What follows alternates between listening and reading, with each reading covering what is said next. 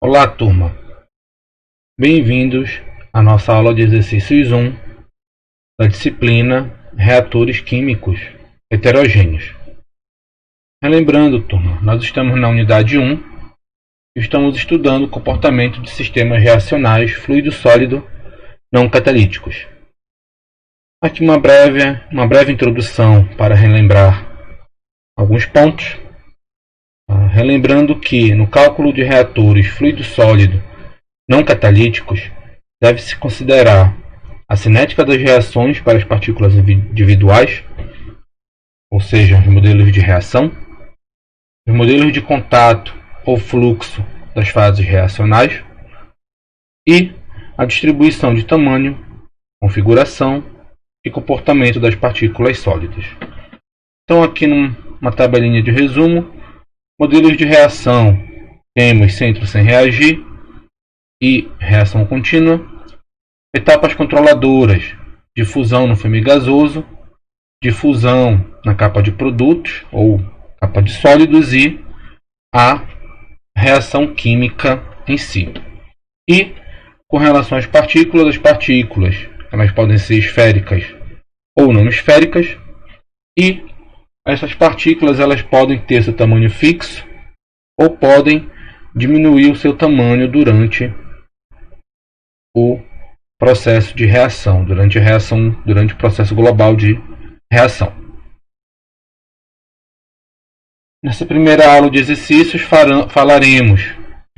faremos exercícios sobre modelos de fluxo em pistão de sólidos, tá?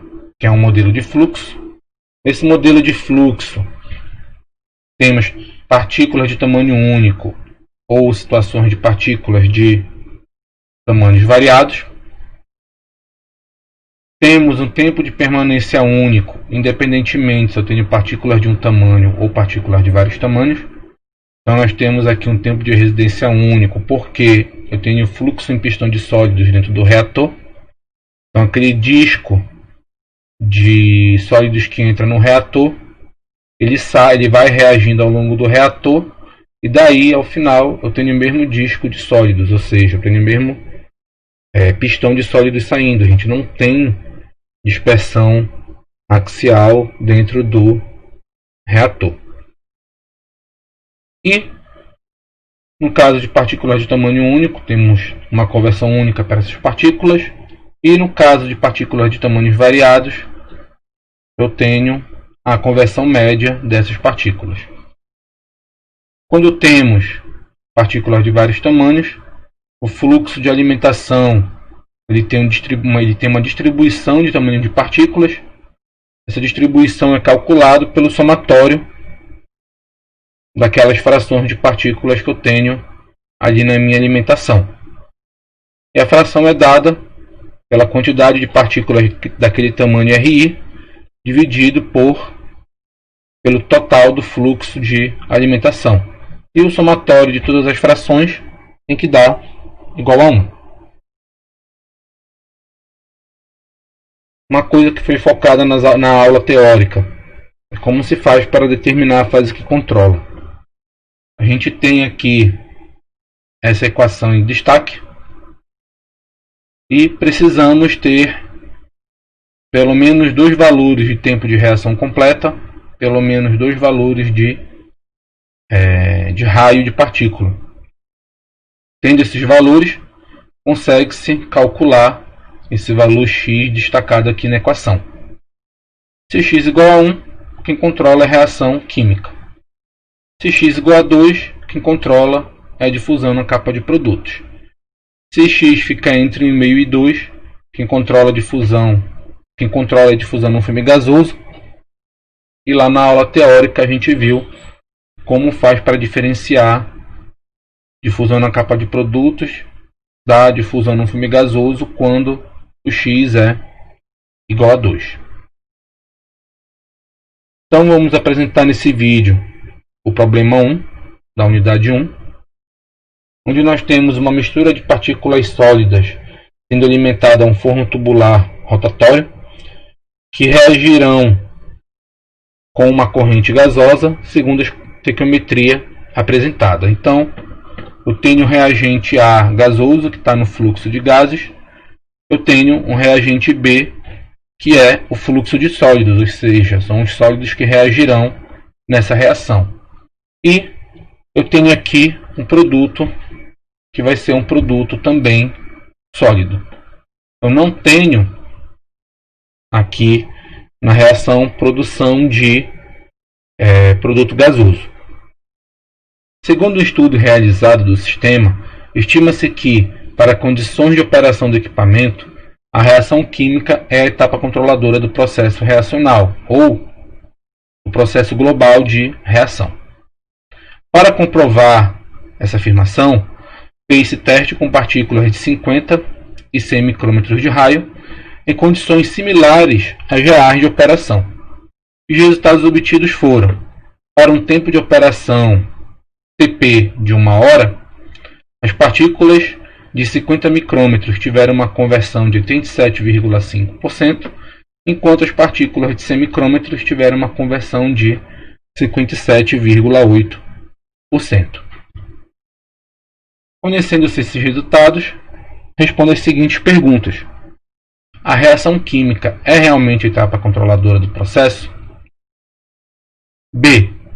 Qual será a conversão atingida após 150 minutos de operação, considerando que a alimentação tem 25% de partículas de 200 micrômetros, 25% de partículas de 100 micrômetros e 50% de partículas de 50 micrômetros. No item C, pergunta-se qual deve ser o tempo de operação para se obter uma conversão de 95%. No item D, pergunta-se qual deve ser o tempo de operação para uma conversão de 100%. E no item E, fala-se o seguinte, que por dificuldades no sistema de preparação da alimentação, não foi possível alimentar partículas com tamanho inferior a 50 micrômetros. Por esse motivo, a conversão tenderá a baixar. Assim, avalie se é possível manter a conversão de 95% de sólidos com um tempo de operação calculado no item C, alimentando-se somente partículas de 100 e 200 micrômetros de raio e, além disso, defina qual deve ser a composição da alimentação para que essa conversão de 95% seja atingida. Solução: a reação química realmente é a etapa controladora do processo reacional? Bom, vamos lá, pessoal. O problema nos fornece dois tamanhos de partículas: partícula R1, partícula R2. Ok? Para determinar quem controla o processo reacional, eu preciso calcular esse valor de x. Ok? Então, sabendo-se que o raio R1 é de 50 micrômetros e tem-se uma conversão de 0,875 em 1 hora, considerando que as partículas são esféricas de tamanho fixo e que o modelo de centro de sem reagir é válido para as condições operacionais, aplica-se a equação que relaciona os tempos de operação e reação completa com a conversão, ou seja, vamos na tabela 1.3 da aula 1 e procuramos qual é a equação para o fluxo em pistão, né? Aquela operação de fluxo em pistão, onde eu tenho as partículas esféricas de tamanho fixo com o modelo de centro sem reagir válido e pego a equação para reação química como etapa controladora. Se vocês forem lá e verificar a tabela 1.3 da aula 1, verão que essa é a equação 1.11. Ok, pessoal? Então, em diversos problemas, pessoal, vocês terão esse tipo de informação. Será informado qual o tipo de partícula, se é esférica, se é cilíndrica, se é plana, se é de tamanho fixo ou variável. Ok? E a gente sempre vai considerar o modelo de centro sem reagir como válido. E a informação que vocês também precisam para consultar essas tabelas, a tabela 1.3, é qual é a etapa controladora. Então, Com essas informações, vocês buscam na tabela qual é a equação que vocês precisam, e no nosso caso aqui será a equação 1.11. É essa equação em destaque. Vou abrir ela para calcular o tempo de reação completa tal 1 e o tempo de reação completa tal 2. Ok? Então, tempo de reação tal 1, substituo, faço um rearranjo, né? Substituo os valores, tá? Tal 1 sobe e esse bloco todo aqui em destaque desce. 1 é 1 hora de TP, ok? Ele diz aqui que TP é igual a 1 hora, então TP 1 hora. 1 menos colchetes, 1 menos a conversão que foi aqui fornecida. Fazendo esse cálculo, o tempo de conversão completa das partículas de tamanho R1, ou seja, partículas de 50 micrômetros, é de 2 horas. Ok? Mesmo raciocínio para partículas de tamanho R2, e a gente tem que, para essas partículas, o tempo de reação completa de 4 horas.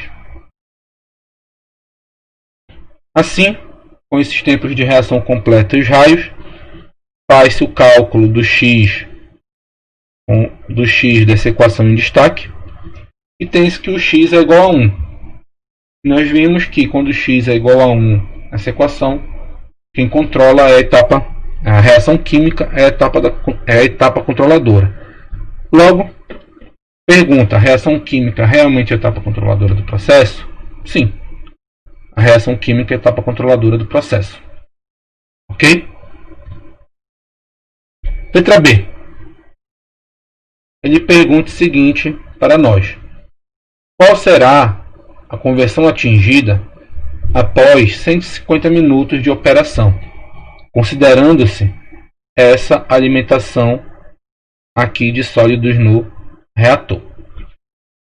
Para esse sistema, aplica-se aqui o que estamos chamando de equação mãe, que é a equação 1.32, e a equação específica, que é a equação 1.11, que é a mesma equação que nós já destacamos aqui no início do exercício. Determinando os tamanhos das partículas a considerar. Se o tempo de permanência TP é igual a 150 minutos, ou seja, 2 horas e meia, só serão consideradas nesse somatório aqueles tamanhos de partículas cujos tempos de reação completa sejam maiores do que 2 horas e meia. Ou seja, R2 com tal 2 igual a 4 horas e R3 com tal 3 de 3 horas. Ok? Mas, professor, o senhor só calculou o tal 1 e o tal 2. Como o senhor calculou o tal 3? Outra pergunta, professor. O senhor está falando aqui que as partículas de raio R1 não vão entrar nesse cálculo do somatório. Por que isso vai acontecer, professor?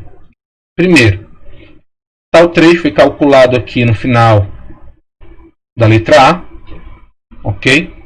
Como nós já conhecíamos tal 1, R3 e R1, e após confirmarmos que quem controla é a reação química, foi possível calcular o valor de tal 3, ou seja, o tempo de reação completa para as partículas de raio R3.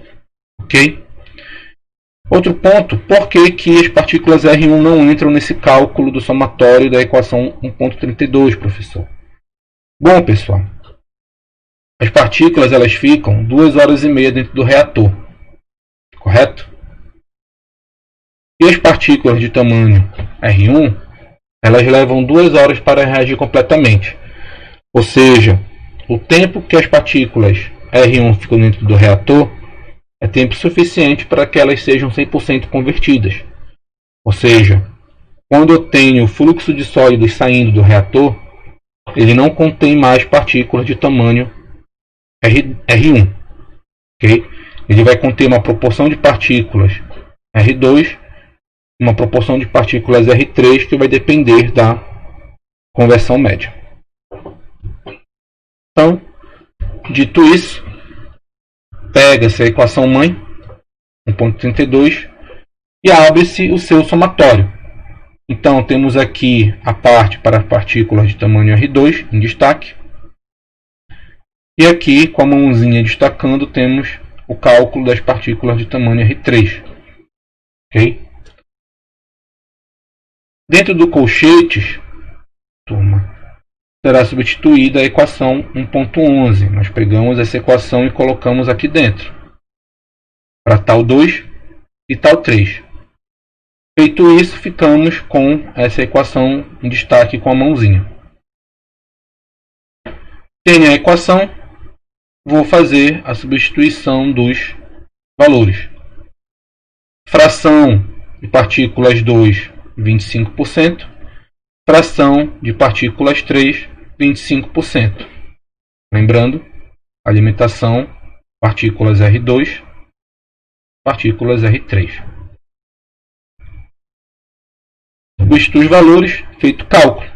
Então, a fração não convertida global foi de 0,094 e a fração convertida total foi de 90,6%. Então, respondeu-se aqui que a conversão atingida após 150 minutos de operação será de 90,6%. O item C pergunta-se qual deve ser o tempo de operação para obter uma conversão de 95%. Para atingir uma conversão de 95%, o tempo de reação logicamente deve ser superior a 2,5 e inferior a 8 horas. Ok? Professor, por que para atingir uma conversão de 95%, o tempo tem que ser dentro dessa faixa, de 2 horas e meia a 8 horas? Bom, turma, 2,5, tempo de 2 horas e meia é um tempo. Se for inferior a 2 horas e meia, nem as partículas de menor tamanho terão reagido completamente. A conversão será baixíssima, se for abaixo de 2 horas e meia de tempo de operação. E se for um tempo de operação superior a 8 horas, todas as partículas vão ser consumidas.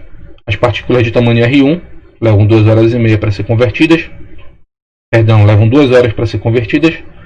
Partículas de tamanho R2 levam 4 horas.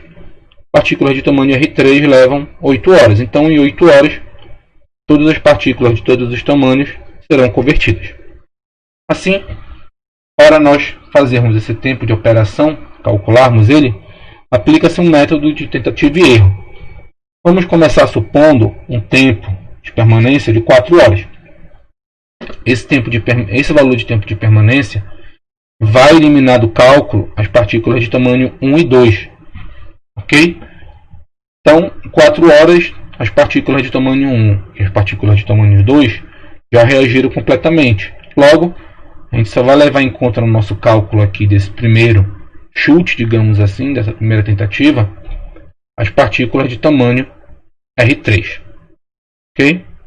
Então, pego a equação mãe, já faço ela aberta com a equação 1.11, abro ela desta forma, substituo os valores numéricos.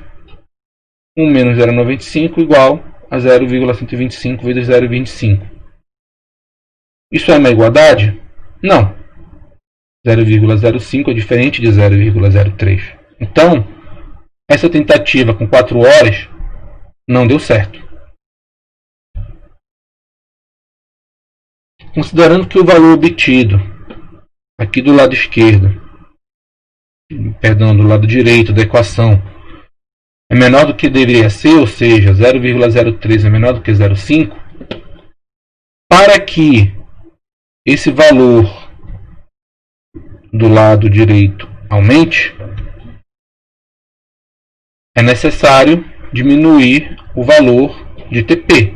Ou seja, para esse lado da equação aumentar, eu diminuo TP, consequentemente, eu favoreço com que esse termo aqui aumente. diminuindo o TP, 1 menos o valor que agora é menor, vai ficar um valor maior. Então, diminuindo o TP, eu consigo aumentar o valor desse pacote de cálculo aqui. Então, pode-se fazer diversas tentativas e erros, tá? Com valores abaixo de 4. E após algumas tentativas e erros, vocês encontrarão um tempo de permanência de aproximadamente 3,355 horas. Achei o valor de TP, substituo aqui esse valor e vejo se está correto. Bateu os valores, são praticamente os mesmos valores. 0,49998 é aproximadamente igual a 0,05. Então, consideramos que esse tempo de TP está correto. Logo, a resposta para o problema é a seguinte: para obter 95% de conversão, o tempo de reação deve ser de 3,355 horas ou algo em torno de 201 minutos. O item D: qual deve ser o tempo de operação para obter uma conversão de 100%?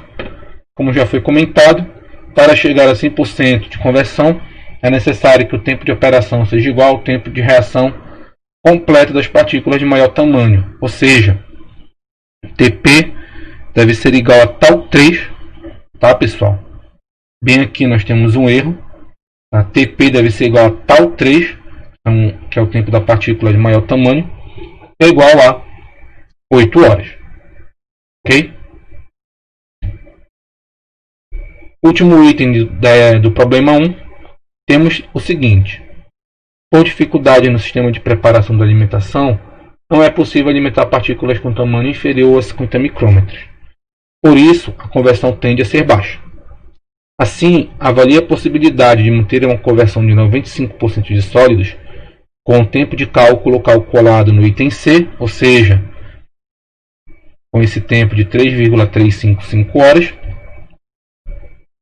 alimentando-se somente partículas de 100 e 200 micrômetros. Ou seja, nesse cálculo, pessoal, nós utilizaremos somente as partículas de 100 e 200 micrômetros e utilizaremos o tempo TP de 3,355 horas.